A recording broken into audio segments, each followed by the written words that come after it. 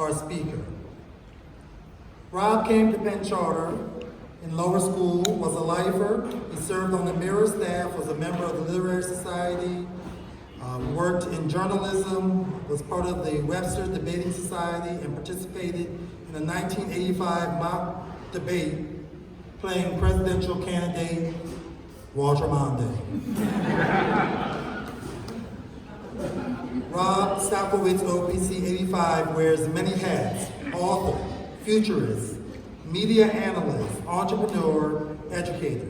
But if you ask him for a one-word answer for what he does, it's storyteller. He's made a career of looking at developments in technology, business, culture, and society, asking how did this happen, and then finding the right words to explain where we are and where we are going. Rob is the author of several books, including Young World Rising, How Youth, Technology, and Entrepreneurship Are Changing the World from the Bottom Up, Generation Blend, Managing Across the Technology Age Gap, and Listening to the Future, but he's best known for his 2012 bestseller, Comic-Con, and the Business of Pop Culture. For the past decade, he's been forecasting and analyzing changes in the media and entertainment landscape, particularly the rise of comics and fan culture as a worldwide phenomenon. His writing can be found in Forbes, Fast Company, Publishers Weekly, and other publications. He consults with companies worldwide and teaches in the Communication Leadership Graduate Program at the University of Washington in Seattle, where he works and lives with his wife, Eunice Verstegen. Rob found his voice as a writer and his attitude as a contrarian as a student at Penn Charter in the 1980s. Contrarian, students, Penn Charter. I recognize it. The skills and friendships he gained here gave him the confidence to embrace new knowledge and adapt to new situations throughout his long and varied career. And you'll hear in a moment the path toward the future of entertainment began for Rob and Lise on Schoolhouse Lane. It's my great pleasure to welcome his family. It's my great pleasure to welcome Rob Salkowitz, OPC 85.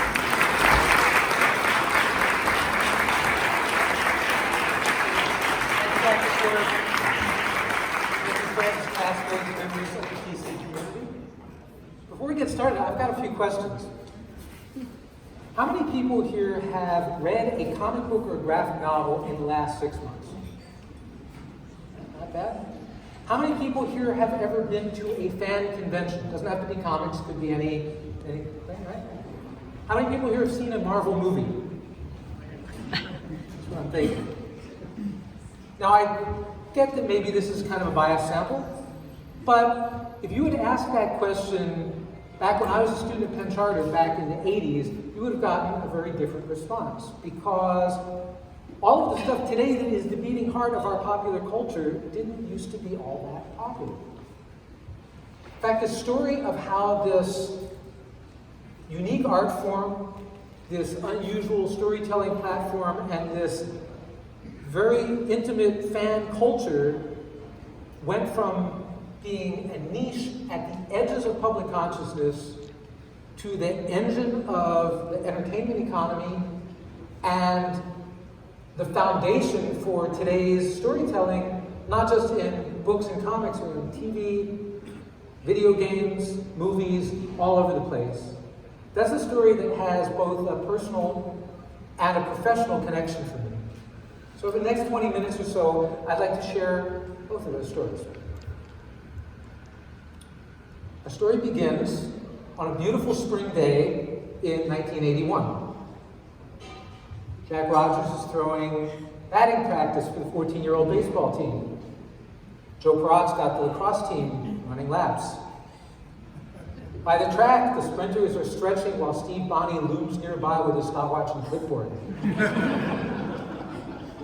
My friends and I are not any of those places. In fact, you'll probably find us in a windowless conference room on the second floor of the library at a table stacked high with books, graph paper, and dice. We are fighting to free a castle from an evil wizard. Or maybe we're in the computer lab, writing new levels to a game called Castle Wolfenstein on the spiffy new Apple II computers they just got in, while Mr. Garrison sucks on his pipe with an annoyed look on his face. Or maybe we're down in Mr. Granger's art room, drawing comics, reading comics, talking about comics.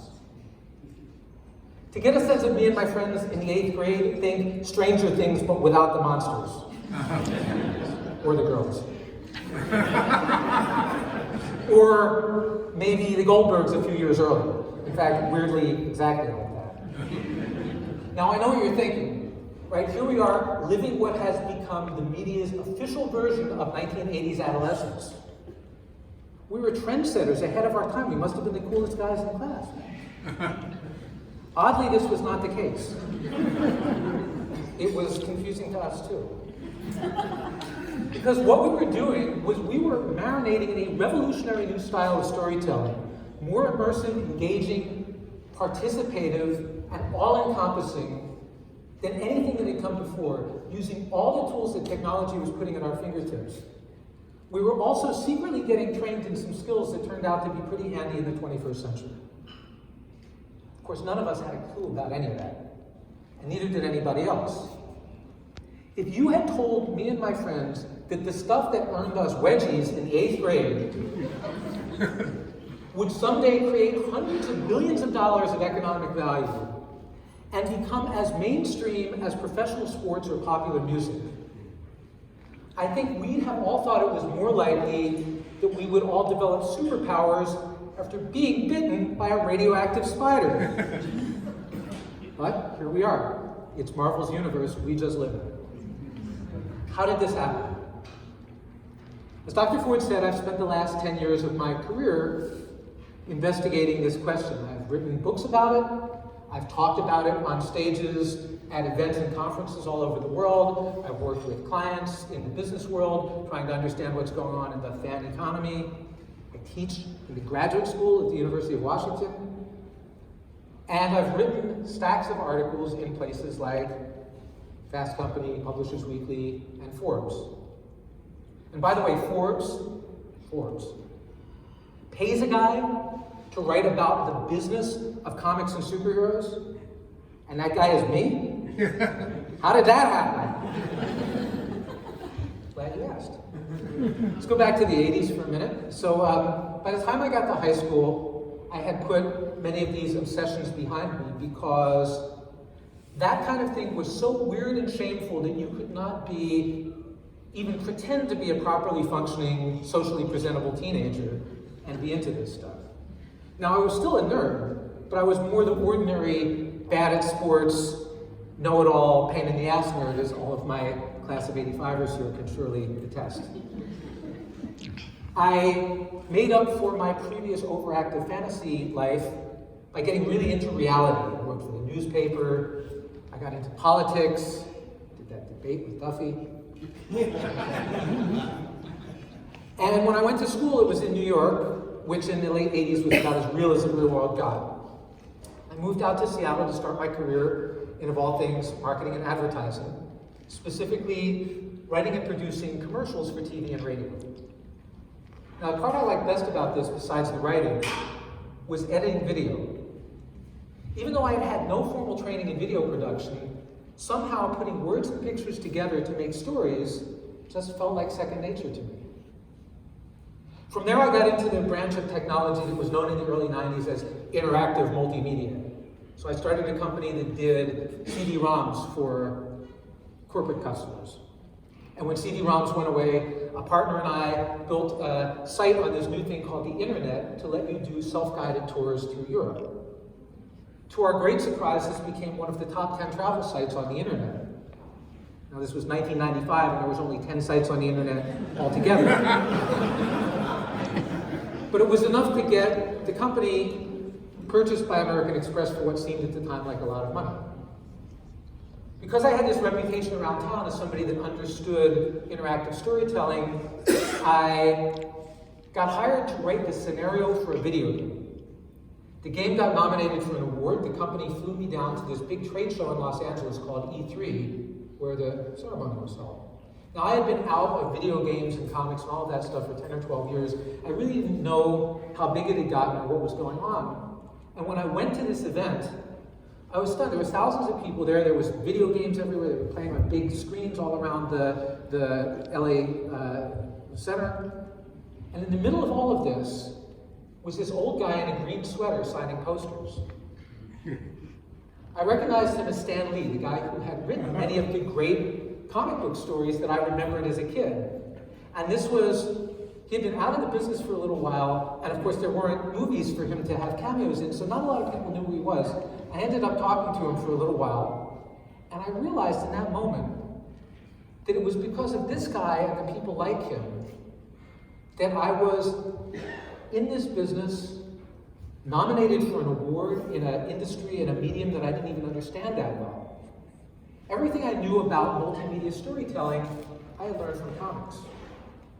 And I suspected I might not be the only one. Feeling like I had discovered buried treasure, I went home and went out to my local comic book store to see what I had been missing. And it turns out it was quite a bit. Comics had gotten better, the stories were better, the art was better. But what's really interesting is that they had expanded out from the traditional genres of superheroes and fantasy and horror and that sort of thing to tackle literary fiction and biography and memoir and news reporting. And I was hooked all over again. Now, because I was a grown-up at this point, had a little money in my pocket, I decided to do something that I had never done as a kid. I wanted to go to the granddaddy of all Comic Cons, the big one in San Diego. This was 1997, and you could still kind of do that on the spur of the moment. So I went down there, and I could not believe what I saw. There must have been 35,000 people at this event, all people like me, kind of the nerds and the introverts, united by our love for this quirky medium, these old stories, and the people that made them. And because this stuff was not popular and had grown up outside of the mainstream, this community had a great sense of cohesion and even felt ownership over this material. We were the only ones paying attention to this stuff. And that gave us kind of a privileged access to it and a sense that it belonged. That sense of community, the cohesion, and the ownership over the content turned out to be a couple more clues in a mystery that I did not yet know I would be trying to solve. My professional life at this time was going a completely different direction. In 1998, some friends and I decided to form a digital communications company in Seattle called Media Plant, where we did marketing, branding, strategy, digital graphics and stuff like that for mostly the high-tech community out there. Because this was Seattle in the late 90s, one of our big clients was Microsoft.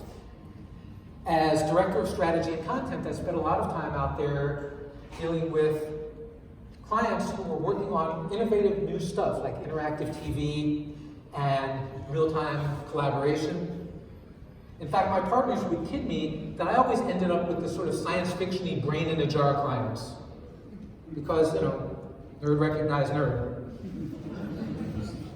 Eventually I scored a gig with the main nerd. Bill Gates in 2003 was winding down his formal association with Microsoft, and he had become fixated on this question of how to keep the company's technology relevant in a fast-changing world. So he convened this group of outside scholars, researchers, and experts to study not just where the technology was going, but where it was going in the context of demographic, social, political, economic, climate, environmental change. He called this project the New World of Work, and I ended up as the lead researcher and writer for it. Between 2003 and 2007, our group explored all of this stuff. I learned some really fascinating techniques of forecasting and futurism. I got to meet and talk with some of the smartest people on Earth. And we spent all of our time investigating these questions of what's going on? Why is this happening? and what's going to happen next. I ended up writing a stack of speeches and white papers and eventually a couple of books about the product of our research. As Dr. Ford mentioned, one of them was called Generation Blend, which is about how different generations use technology in the workplace. Another one is called Young World Rising, about the effect of digital entrepreneurs in emerging economies in Asia, Latin America, and Africa. Meanwhile, every summer, my wife Eunice and I would go down to San Diego to geek out with our friends at San Diego Comic-Con. In the years since we had been going down there, it had grown from 30, 40, 50,000 people to an announced attendance of 160,000, probably much more. And they probably could have sold 5 or 6 times as many tickets if they had had room for everybody. Now, if you guys have never been to San Diego Comic-Con, it's quite an experience. Picture the Super Bowl, Mardi Gras, and the Oscars all smushed together and held at the Mall of America. It's the meeting point of the entertainment, publishing, technology, licensing, and marketing industries, and all the fans of the products of those industries that will fit into a medium-sized American city over the course of 5 days in July. It's intense. So around 2011, my second book had just come out, and I was trying to think about, like, what's the next thing I'm going to write about? And I had in mind something on the future of consumer culture and do something, you know, I'd done entrepreneurs, I had done the workplace, like, let's do consumer culture. So we were out to dinner with some friends of ours that were in the business, and I mentioned that I was looking around for a new topic, and he just looked at me with this dumbstruck look. He says, "My God, look around, here's your topic." And he was right. Everything that I was looking at that was transforming the world of business was unspooling in front of my eyes in real time right there at San Diego Comic-Con. Over 10 years, this event had transformed from a meeting place of obsessive nerds and collectors into one of the hottest tickets in the entertainment world. Everybody knew it had happened, but nobody knew why it had happened or how it had happened or what would happen next.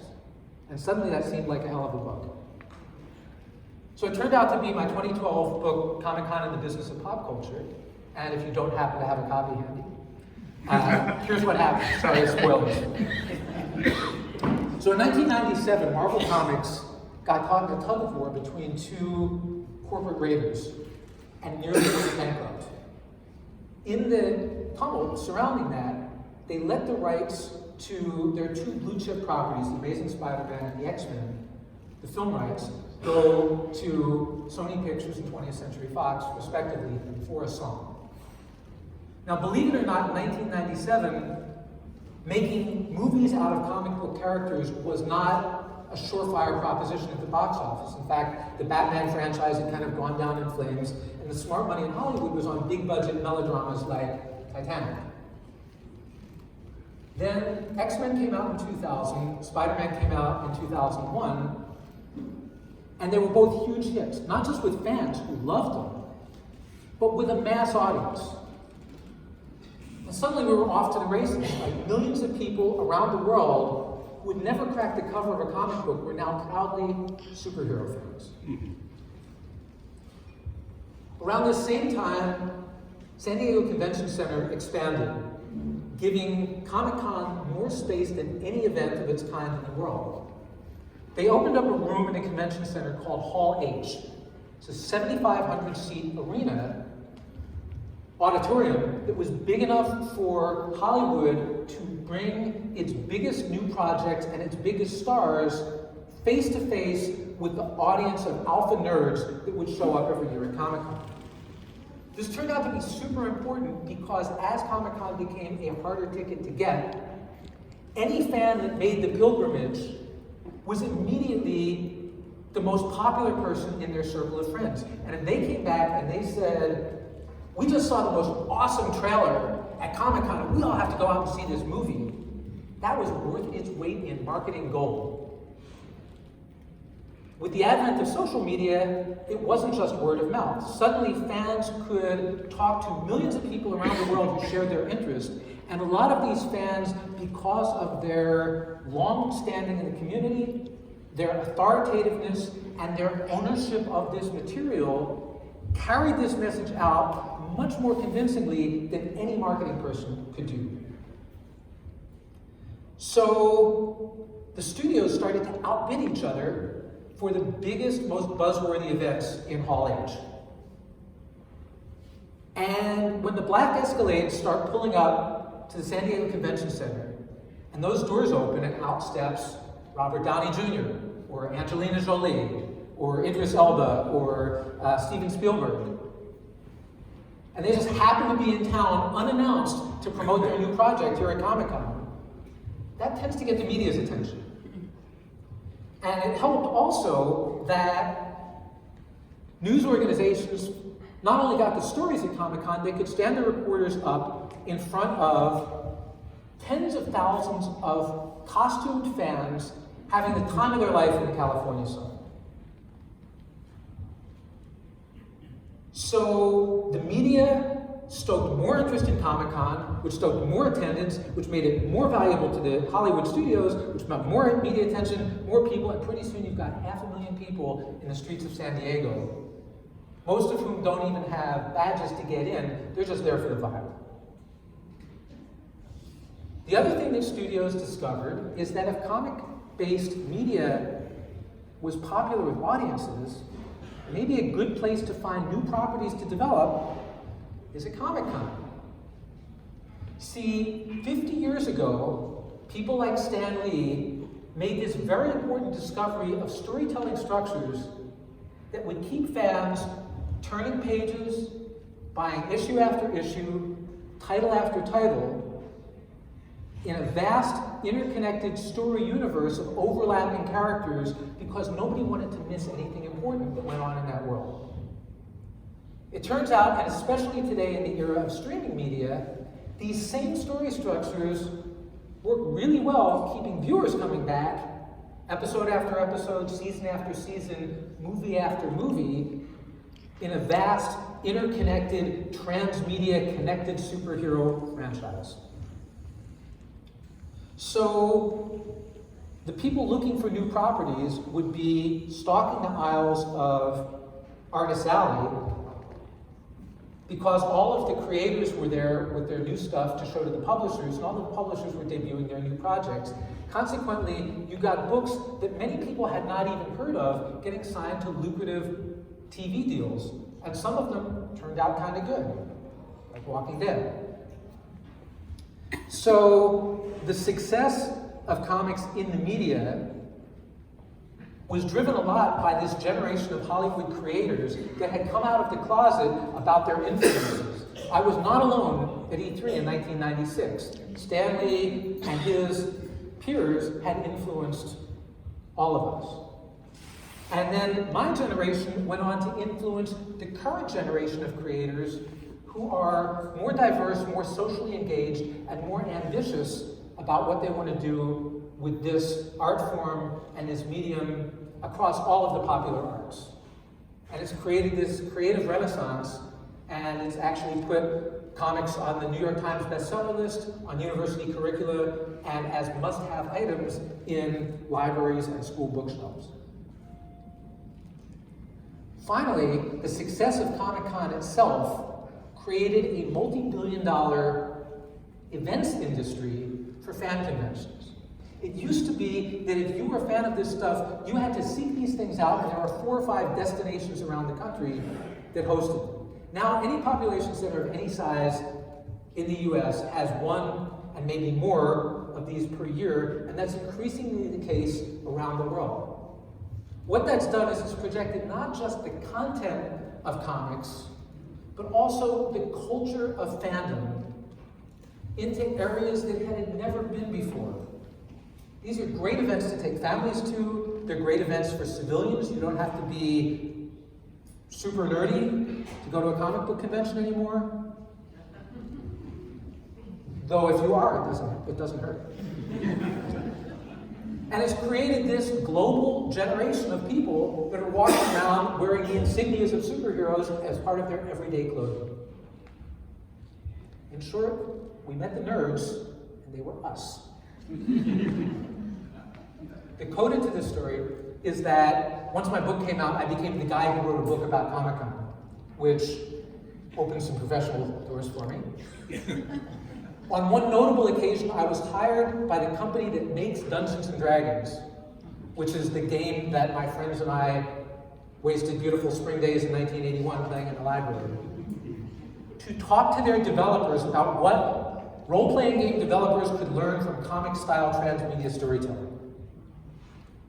Somewhere, the nerdy, know-it-all, pain-in-the-ass 12-year-old me was doing cartwheels.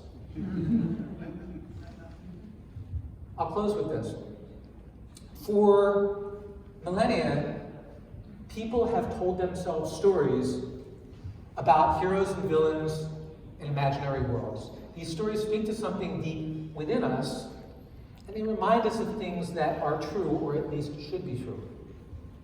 80 years ago, a bunch of first-generation immigrants who had no professional opportunities elsewhere in arts and publishing turned to the lowly and frankly kind of trashy new format of comic books to retell these stories in a graphic language of visual words and pictures that proved to be unbelievably compelling, uniquely simple, and direct. The Superman and Wonder Women that these folks created solved problems that these creators could not solve for themselves. They stood up to the bullies, the oppressors, the fascists. They spoke out for fairness and equality and social justice. Especially in a time when justice can feel absent in the real world, is it any wonder that millions of people all over the world are spending hundreds of billions of dollars to see these stories retold on giant screens or show up in their multitudes to celebrate the stories and their creators? The worlds that comics create may be imaginary, but the potential that they show us in ourselves is real. Now, is the story of how comics culture ate pop culture for breakfast the most important thing going on right now? Maybe not. But it's my story, and I'm sticking to it. Thank you for listening.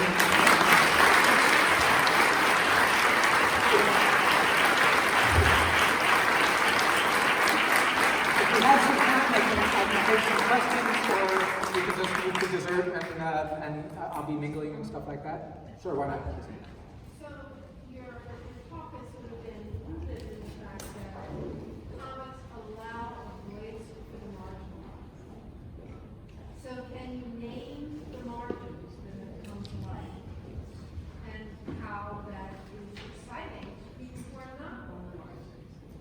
Well, I mean, the original creators of comics and superheroes were mostly Jewish immigrants, or first and second generation coming out of New York Lower East Side in the 1930s of the Depression.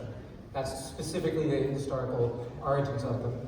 And they had an immediate appeal. Like when Superman came out, Superman is a parable for an undocumented immigrant who comes to America and tries to fit in. And can only reveal his true self, on special occasions. Sorry, that's Superman. But whatever the potency of that story, it struck a nerve with the wider public, and it's like before long, it's like it wasn't like a Jewish thing or an immigrant thing. It became a mass market, gigantic phenomenon almost overnight, and so that kind of built the industry. In recent years, that has expanded. So there's been African American participation, lots of these days, especially with crowdfunding platforms like Kickstarter, that lets people do projects without asking permission from publishers. Just put your project up and say, we want to do this. Open the door to a lot of LGBTQ and any group within society that wants to tell their story now has a way to tell the story in this format and a way to reach an audience for that in that format that didn't used to exist before, and it's created this real renaissance of creativity. For Forbes, I do the top 10 graphic novels of the year. I've been doing that since 2015. The first couple of years was not that hard. I had a stack of about 40 or 50 books, which is doable. This year I have like 200 books. I could have done 10 lists of all the great stuff and it still wouldn't have been enough. So we're in a moment, because it's so easy, anybody with a pencil and a piece of paper can draw a comic. That it's and it's proven itself to be a really engaging way to communicate. So all of those things together have the accessibility of it, the ease of it, the distribution, everything has combined to make this really cool. Anyone else? Oh. I was just wondering, had you had a chance to ever interact with or speak with John Underkoffler, who is involved in some of the movies that came out with this world? Yes, so John Underkoffler played an unbilled cameo in my story here. He was one of the people that we were playing Dungeons & Dragons with. If you must know, John Underkoffler, Zach Levine, and Michael Darby, and some other people. We're all, except for Michael, who passed away this year, are all still close. And we get together out on the West Coast. John's in Los Angeles.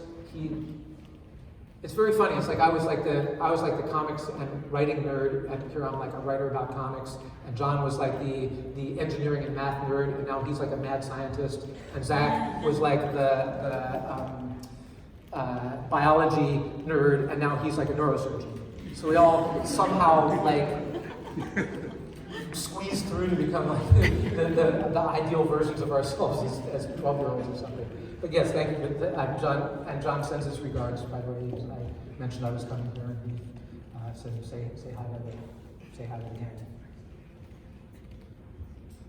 If that'll do it, let me just thank Dr. Ford and the entire staff. Lisa's got to get the last word. What do you got, John? So it's fascinating to me. You use the word nerd quite a bit in your presentation, and fully understand why. If you take that Marvel and the world that you've been in the last 25 years has had a great impact on the world where now I have a son who goes to high school where the quote-unquote nerds are the most popular kids at school, as opposed to say 30 years ago where it would be athletes and artists or anything like that. Have you found that in your travels and your work, that that's been true and more than just in the high school my son goes to? Yeah, I mean, I think that at the time that I was, and my friends and everybody was into this stuff, when we were teenagers, nobody had seen this stuff before, but both with the computers. I mean, comics had been around, but it's the combination of that style of storytelling plus like the role-playing games plus this other stuff. Nobody knew what that was. Now we've had like 30 years experience, and as I said in my talk, this turned out to have been really good training for professional career as a communications person in the 21st century. And for all the stuff that other people did, a lot of the people that were nerds turned out to, do okay. And I think that inspired, like people look at that and they say, well, wait a minute, maybe we've kind of got it backwards here. And also, frankly, a lot of the stuff that led to perfectly dignified, well-paid careers in the middle of the 20th century aren't there anymore. So, like there's been an economic inversion. Jesus, why get me talking about this? Anyway, that's it. Talk to me after I've had a drink. So that's it in a nutshell. Thank you all again, and special thank you to Dr. Ford, entire